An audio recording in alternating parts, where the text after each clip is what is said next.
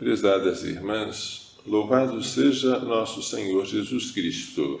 Para sempre seja louvado a nossa Mãe Maria Santíssima. Se tivéssemos que qualificar com uma única palavra este servo do Senhor no seu terceiro canto, capítulo 50 de Isaías, a palavra seria obediente. Por quê? O Senhor me desperta a cada manhã e me excita o ouvido para prestar atenção como um discípulo. Obedecer quer dizer abrir o ouvido. O Senhor abriu meus ouvidos e eu não resisti, não voltei atrás. Esta obediência completa, incondicional, fez com que o servo oferecesse as costas para baterem nele e as faces para arrancarem a sua barba, e não desviasse o rosto de bofetões e cusparadas. Ele tem uma grande confiança naquele que é o seu auxiliador. Ele não sairá humilhado. Obedecer. Que palavra maravilhosa!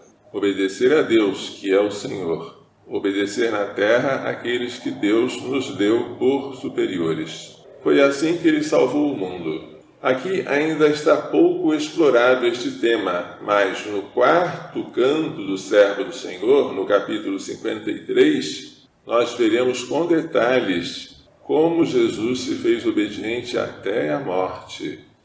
O Evangelho hoje fala da traição de Judas e da entrega que o Pai fez de Jesus em nosso favor. Judas combina com os sumos sacerdotes uma quantia para entregar o mestre. Quanto me dareis? 30 moedas de prata. Judas, ladrão, avarento, talvez naquele momento já estivesse perdendo a fé na messianidade de Cristo. Quem sabe também tivesse perdido a fé na Eucaristia, porque no final do discurso da sinagoga de Cafarnaum, Jesus diz: não vos escolhi os 12? Um de vós é um demônio. Porque o discurso era todo sobre a presença real de Jesus na Eucaristia com o seu corpo e o seu sangue. Logo depois, Jesus fala de um que seria um demônio. Provavelmente, Judas perdeu a fé na Eucaristia. Assim, com aquela alma toda emaranhada, presa pelo pecado, depois de ter feito um mau uso da sua liberdade, ele agora não pensa outras coisas a não ser as terrenas, o dinheiro, e consegue combinar 30 moedas de prata para lucrar se oferecer o seu mestre à morte. Desde aquele momento, ele tenta a ocasião propícia para entregar Jesus. Quando chega o dia da festa dos ázimos, dos pães sem fermento, Jesus manda os discípulos irem à casa de uma pessoa e preparar lá a Páscoa, para que ele possa comê-la com os seus discípulos. E enquanto comiam, Jesus diz: em verdade, eu vos digo, um de vós me há de trair. Todos ficaram tristes e começaram a perguntar: serei eu, Senhor? Jesus respondeu: aquele que me trair é aquele que comigo põe a mão no prato. Põe a mão no prato porque comem da mesma comida, partilham do mesmo pão, são companheiros. E, no entanto, um vai trair o outro. O Filho do Homem vai morrer, conforme a Escritura diz a respeito dele.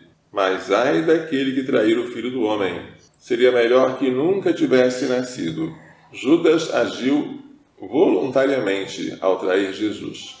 Mas, ao fazer isso, ele cumpriu um desígnio do Pai de que o seu Filho fosse entregue pela nossa salvação.